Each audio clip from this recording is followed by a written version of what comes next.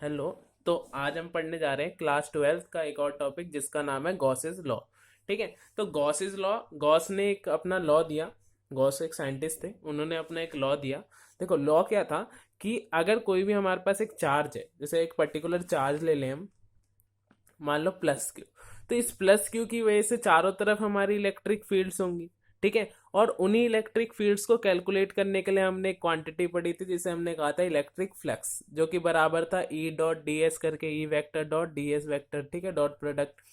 तो अब क्या होता है कि गॉसेस लॉ ने अपना एक लॉ दिया। उन्होंने क्या बताया कि फ्लक्स को आप ई डॉट डी एस से तो निकालते ही हैं, पर उन्होंने एक अपना इजी लॉ दिया। उन्होंने क्या बोला कि अगर ये चार्ज हो या कोई भी चार्ज हो, अगर उनको एक क्लोज फिगर के अंदर, अगर उनको एक इनक्लोज फिगर के अंदर, अगर वो है किसी क्लोज फिगर के अंदर वो है, तो उस फिगर के अंदर यानी उस पूरे के पूरे सिस्टम के अंदर अगर चार्जेस हैं, तो जो फ्लक्स होगा इस चार्ज की वजह से या बहुत सारे चार्जेस हो उनकी वजह से, जो टोटल फ्लक्स होगा वो बराबर होगा 1/एप्सिलॉन naught times the charge enclosed by the surface. यानी ये जो सरफेस है इसके अंदर जितना चार्ज है उसकी वजह से जो फ्लक्स होगा वो फ्लक्स बराबर होगा 1/एप्सिलॉन naught times the charge enclose by the surface, यानी उसके अंदर जितना चार्ज है। ठीक है। तो सिंपल भाषा में आप ऐसा समझ सकते हो कि आपके पास जो भी चार्ज है उसको एक इनक्लोज, किसी भी क्लोज्ड फिगर के अंदर आपको उसको रखना है, और उस क्लोज्ड फिगर के अंदर जितना चार्ज होगा उसकी वजह से जो फ्लक्स होता है वो फ्लक्स बराबर होगा 1/एप्सिलॉन नॉट टाइम्स इंटू 1/एप्सिलॉन नॉट टाइम्स द चार्ज। ठीक है। तो देखो इससे आप सिंपली लिख सकते हो कि जो टोटल फ्लक्स होगा वो बराबर होगा क्यू अपॉन एप्सिलॉन नॉट। इसी को आपने ऐसे लिख दिया मल्टीप्लाई करके सिंपली। ठीक है। और इसके बाद देखो नेक्स्ट फ्लक्स, हम जानते हैं फ्लक्स क्या होता है, तो वो हमारा ई और डी एस का डॉट प्रोडक्ट होता है, वो भी हमने लिख दिया। अगर हमको छोटे से एरिया के लिए अगर हमने निकाल दिया और टोटल के लिए निकालना है तो इंटीग्रेशन करके भी निकाल सकते हैं। ये क्लोज फिगर के लिए मैंने यहाँ पे एक ऐसे सर्कल बना रखा है। ठीक है। तो ये हो गया। अब देखो गॉस लॉ जब दिया गया तो ये इस काम किसके आता है, मतलब किस लिए हम पढ़ते हैं इसको, सिंपली ये समझो कि मान लो हमारे पास एक वायर है। ठीक है। और उस वायर की वजह से हम चाहते हैं कि उस वायर की वजह से टोटल फ्लक्स बता दें, या फिर हम उस वायर की वजह से टोटल इलेक्ट्रिक फील्ड निकालना चाहते हैं। तो उसको निकालना कितना आसान हो जाएगा। उसको कैसे निकाल पाएंगे, जो टोटल फ्लक्स होगा वो क्यू अपन एप्सिलॉन नॉट हो जाएगा। सिंपली उन्होंने तो यही बोला ना कि ये वायर हो या किसी भी कोई भी चीज हो, अगर उसको एक फिगर के अंदर अगर हमने रख रखा है तो जो टोटल फ्लक्स होगा वो क्यू अपन एप्सिलॉन नॉट होगा। ठीक है। तो यहाँ पे आप सिंपली ऐसे समझ सकते हो कि गॉसिस लॉ की एप्लीकेशन यानी वो काम कहाँ पे आता है, तो वो हमारा इलेक्ट्रिक फील्ड्स फाइंड करने के लिए काम आता है। जो इलेक्ट्रिक फील्ड होती है किसी भी चीज के लिए, वो उसके लिए हमारा काम आता है गॉसिस लॉ। ठीक है। तो अगर आप इसका सिंपल प्रूफ भी चाहते हो ना तो प्रूफ भी कर सकते हो आप इसको। जैसे अगर हम इसको प्रूफ करें सिंपल, तो जैसे ये चार्ज है, मान लो ये चार्ज हमने सेंटर पे रख रखा है और यहाँ पे हमने एक अपनी तरफ से सरफेस ले लिया। ये जो सरफेस हम लेते हैं जिसके अंदर ये टोटल चार्ज उसके अंदर आ जाए, इस सरफेस को हम गॉसियन सरफेस कहते हैं। ठीक है। तो जब भी आप प्रूफ करेंगे तो लिखेंगे कि let the Gaussian surface be dash. ठीक है, जितना भी आप लेना हो। ठीक है। और मान लो इसका रेडियस है आर। ठीक है। तो इसकी वजह से इलेक्ट्रिक फील्ड, प्लस की वजह से इलेक्ट्रिक फील्ड बाहर की तरफ होती है, तो ये होगी बाहर की तरफ इलेक्ट्रिक फील्ड। ठीक है। छोटे से एरिया के लिए ले लेते हैं, तो इस एरिया को हमने ले लिया ds। ठीक है। तो इस एरिया का नॉर्मल, नॉर्मल किधर होगा बताओ, हमेशा नॉर्मल कैसे लेते हैं, आउटवर्ड्स, तो आउटवर्ड नॉर्मल हो जाएगा बाहर की तरफ। ठीक है। तो आप सिंपली ऐसे लिख सकते हैं, देखो फ्लक्स बराबर, अगर इंटीग्रेशन कर दे टोटल, तो integration of E dot ds। ठीक है। ऐसे हो जाएगा। अब समझो फ्लक्स, जो टोटल फ्लक्स होगा, इलेक्ट्रिक फ्लक्स जो होगा टोटल, वो बराबर हो जाएगा। देखो ई की वैल्यू क्या होती थी, E electric field 1/4π epsilon nought Q, यानी जो चार्ज है, और X Q upon R square. R क्या है हमारे पास, यहाँ पे आर ले रखा है हमने तो आर स्क्वायर लिख दिया। डीएस डॉट डीएस, यानी डीएस के रिस्पेक्ट में इसको इंटीग्रेट कर देना है। डॉट प्रोडक्ट है यानी cos theta, cos theta, theta की वैल्यू देखो 0 डिग्री आएगी। ds वेक्टर भी इधर है, ई वेक्टर भी इधर है, तो दोनों के बीच का एंगल कितना है 0 डिग्री। तो ये तो cos 0 कितना हो जाएगा 1। तो इसको लिखो या ना लिखो तो भी चलेगा। तो ये हो गया हमारे पास। अब देखो आपको इंटीग्रेशन करना है ds एरिया को आपको क्या करना है, छोटा सा एरिया उसको प्लस करते जाना है। कितना एरिया प्लस करेंगे आप टोटल। तो एक स्पेयर का एरिया कितना होता है, इंटीग्रेशन अगर हम कर दें इसका, तो टोटल इंटीग्रेशन के बाद जो फुल एरिया निकलेगा वो कितना निकलेगा। या फिर अगर आप लिमिट लगा दो तो लिमिट कहाँ से कहाँ तक होगी, देखो 0 से लेके 4 पाई r² तक जो टोटल एरिया हो जाएगा, टोटल एरिया यानी 0 एरिया से लेके 4 पाई r² तक। तो इसकी पूरी लिमिट अगर पुट भी कर देंगे लास्ट में हम, तो वो हमारा आंसर ds की जगह क्या लिख सकते हैं 4 पाई r², सिंपल इंटीग्रेशन करके। तो सिंपल इंटीग्रेशन हमने कर दी, तो ये हमारा हो गया 1/4 पाई q/r², सेम टू सेम। और ds की जगह हमने लिख दिया 4r², 4 पाई r², ठीक है, क्योंकि ये हमारा स्पेयर था और स्पेयर का एरिया क्या होता है 4 पाई r², ठीक है। एरिया के रिस्पेक्ट में इंटीग्रेशन की है तो टोटल एरिया कितना हो जाएगा 4 पाई r²। अब देखो 4 पाई से 4 पाई कैंसिल, r से r कैंसिल, तो फ्लक्स कितना आ जाएगा बताओ, q/x∈0। तो अगर आपने क्या देखा कि अगर हम एक सरफेस ले लें और उसके अंदर कितना भी चार्ज हो, तो वो चार्ज का टोटल जो फ्लक्स आता है वो q/ε0 आता है, ठीक है। तो इस चीज का इस्तेमाल करके हम यहाँ पे एप्लीकेशंस पढ़ेंगे और इसके कम से कम 3 या 4 डेरिवेशंस हैं वो हम इसके इस्तेमाल से करेंगे, ठीक है। मेरे को लग रहा है यहाँ तक आपको समझ में आ गया। सिंपल सा याद रखना है कि कोई भी चार्ज है उसको अगर हमने किसी क्लोज फिगर के अंदर रख दिया तो टोटल फ्लक्स जो होगा वो किसके बराबर होगा q/ε0, ठीक है। और गॉसेस लॉ किसके काम आता है, तो इलेक्ट्रिक फील्ड फाइंड करते हैं हम इसके इस्तेमाल से, ठीक है। होता है इसमें फ्लक्स है, फ्लक्स निकालने का फॉर्मूला देता है, पर इसके इस्तेमाल से हम इलेक्ट्रिक फील्ड फाइंड कर लेंगे इजिली, ठीक है। तो देखो नेक्स्ट जो हमको डेरिवेशन करनी है वो है, हाँ, तो वो है हमारे पास electric field due to an infinitely long straight uniform charge wire, ठीक है। हमने क्या करा, एक इन्फिनाइटली लॉन्ग हमने एक वायर ले लिया है, ठीक है, और इसमें चार्ज है, मान लो हम इसमें ले लेते हैं पॉजिटिव चार्ज, ठीक है। अब देखो इसकी वजह से हम क्या फाइंड करना चाहते हैं, इलेक्ट्रिक फील्ड, ठीक है। तो हमको सबसे पहले क्या लेट करना पड़ेगा, तो देखो एक चार्ज वायर है तो एक लीनियर है, तो लीनियर चार्ज डिस्ट्रीब्यूशन, ठीक है। लैम्डा को आप लिख देंगे लीनियर चार्ज डिस्ट्रीब्यूशन, ठीक। नेक्स्ट देखो, नेक्स्ट हमको ये टोटल चार्ज को हमको इनक्लोज करना है, एक क्लोज फिगर के अंदर इसको डाल देना है। तो देखो अब यहाँ पे एक वायर है और ये बहुत लंबी है, तो हम कोई ऐसी फिगर चाहिए जो कि इस पूरे वायर को जो है क्लोज कर ले, यानी इस पूरे वायर को उसको अंदर आ जाए वो। तो हम यहाँ पे जो लेते हैं, जो सरफेस लेते हैं वो कैसा लेते हैं हम, या अपनी तरफ से लेट करना होता है आपको सरफेस, ठीक है। और ये कैसा सरफेस होगा वायर के लिए, तो ये होगा एक सिलेंड्रिकल सरफेस। तो एक सिलेंडर के अंदर पूरी वायर आ जाएगी हमारी, क्योंकि वायर भी कैसी होती है, तो सिलेंड्रिकल होती है, ठीक है। और इस सिलेंड्रिकल का रेडियस कितना ले लेते हैं हम r, ठीक है, और इसकी लेंथ ले लेते हैं हम l, ठीक है। सिंपली यहाँ पे आप सब कुछ लिख सकते हैं, r is the radius of the Gaussian surface, ठीक है। इसको पूरा लिख लेना, r जो है वो क्या है हमारे पास, रेडियस है, रेडियस ऑफ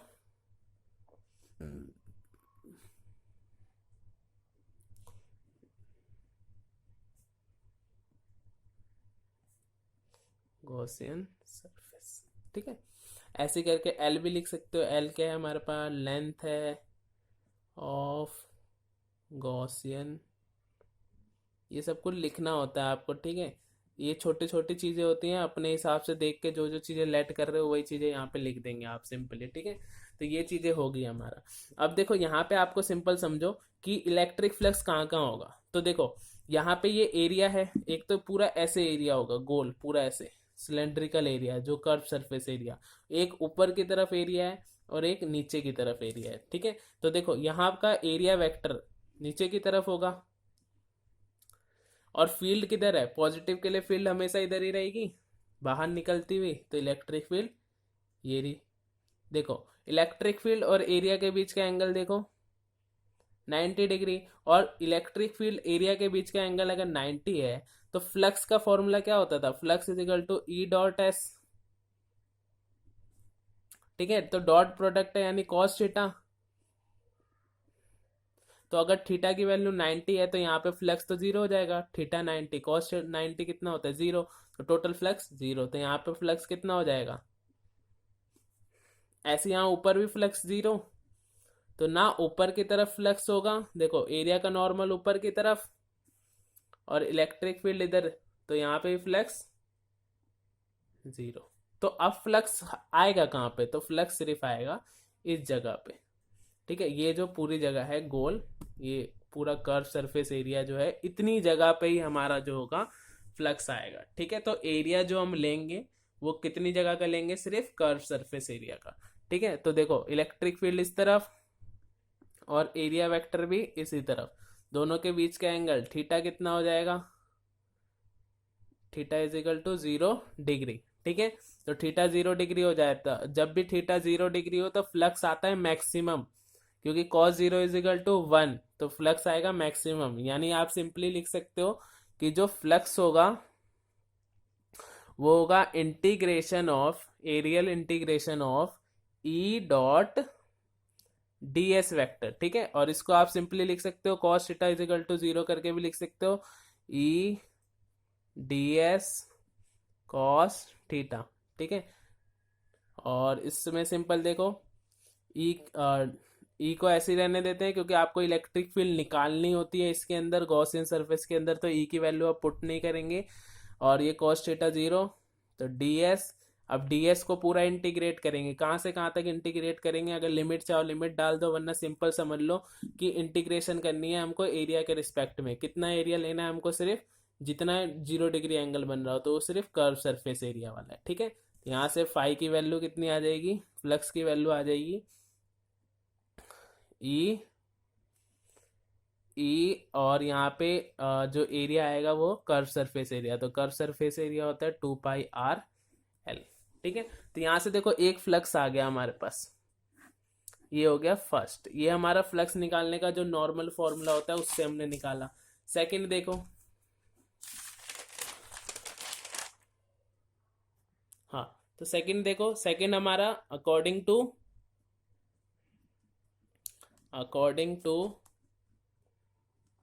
गॉसेस लॉ। ठीक है, according to Gauss's law phi किसके बराबर होता है, क्यू अपॉन एक्साइलम नॉट। ये हो गया सेकंड इक्वेशन। और दोनों इक्वेशन को अगर सिंपली देखो आप, तो यहाँ पे था फाई बराबर दिस और यहाँ पे फाई बराबर दिस, तो दोनों को इक्वल में रख सकते हैं। तो आप सिंपली क्या लिख सकते हो, ई 2πr/L बराबर क्यू अपॉन एक्साइलम नॉट, और सिंपली इसको अब सॉल्व कर देना है। इलेक्ट्रिक फील्ड किसके बराबर आ जाएगी, क्यू अपॉन एक्साइलम नॉट तो ऐसे लिख दिया हमने, और ये पूरी वैल्यू आ जाएगी डिवाइड में 2πr और L। अब यहाँ पे देखो क्यू अपॉन एल क्या होता है, लीनियर चार्ज डिस्ट्रीब्यूशन पढ़ा था हमने, लैम्डा लिखते थे जिसको, उसी चीज का यहाँ इस्तेमाल कर लेंगे। तो ई बराबर आ जाएगा 1/2π, एक्साइलम को इसके साथ लिख देते हैं क्यू अपॉन आर, क्यू की जगह हम लिख देते हैं यहाँ पे लैम्डा, क्योंकि देखो क्यू अपॉन एल की जगह, क्यू और एल की जगह क्या लिख दिया हमने, सिंपल लैम्डा।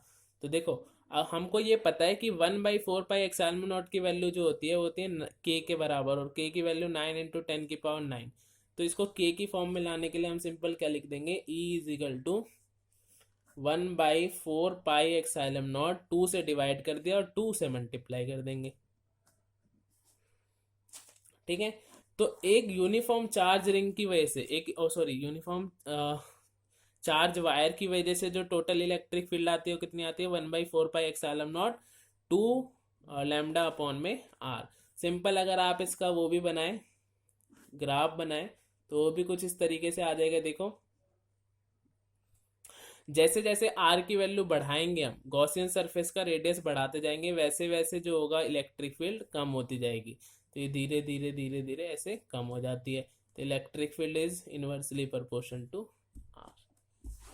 ठीक है, तो इस तरीके से हमको ये बनाना था। ये हमारा था simple electric field due to infinitely long straight uniform charge wire. ठीक है, सेकंड देखो, सेकंड है हमारा electric field due to uniform charge infinite plane sheet. ठीक है, एक शीट की वजह से हम निकालेंगे। देखो सिंपल एक प्लेन शीट हमने बना ली